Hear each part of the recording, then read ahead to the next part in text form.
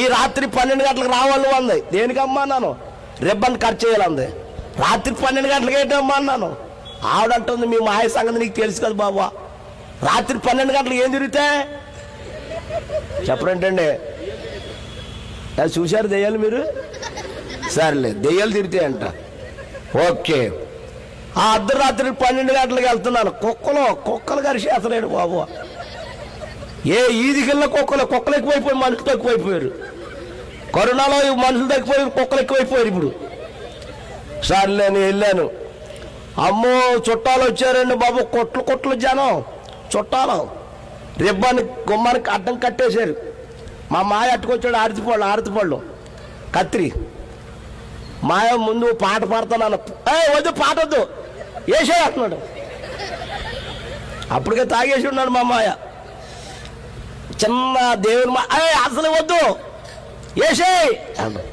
ఇప్పుడు నేనే అయిపోతాడు, నన్ను వేసేలేమన్నాడు. సర్లేని కత్తిరెట్టుకుని తండ్రి యొక్కయు కుమారుని యొక్కయు పరిశుద్ధ యొక్క రాముడు కట్ చేశాక కరెంట్ ఆగిపోయింది. ఈది లైట్లు ఆగిపోయినాయి. ఎవడో లైట్ వేసాడు. అయ్యో నడవండి అన్నాడు. ఆ చీకట్లో ఎక్కడ వేసానో తెలీదు. అలా కాలేసేటప్పటికి జారిపోయి అలా ఎలగట్లుగా పడిపోయాడు. పడిపోయినప్పుడు వీళ్ళందరూ ఏం చేయాలి? నన్ను లేపాలా? లేటుమ్మా అనేసి నవ్వుకుంటూ వెళ్ళిపోతున్నారు పరారు. అమ్మా ఎవరన్నా లేపండి అమ్మా, మీ దాన్ని పెడతారా? బాబు మేము ఎవరు రాలేదు, మాకు నవ్వు వచ్చేస్తుంది అంటున్నారా? అమ్మ తర్వాత నవ్వుతాను రండి అమ్మ అన్నాను. చాలాసేపు ఎవరు రాలేదు. ఒక ఆవిడ వచ్చింది. ఎంత లాభం ఉందంటే, అమ్మా ఎన్ని మేకలు తినేసిందో, ఎన్ని కోళ్ళు తినేసిందో బాబు. అయ్యగారు నేను లాగేస్తాను అంతే. సర్లేని రా నువ్వు లాగేస్తాను చేయట్టుకుంది. లాగి అయ్యగారు నవ్వు వచ్చేస్తుంది నాకు అంది.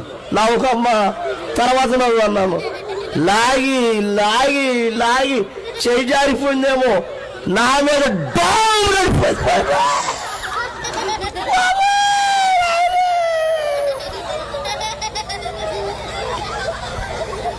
పడిపోయినప్పుడు అన్న లెగాలా? లెక్కలేదు.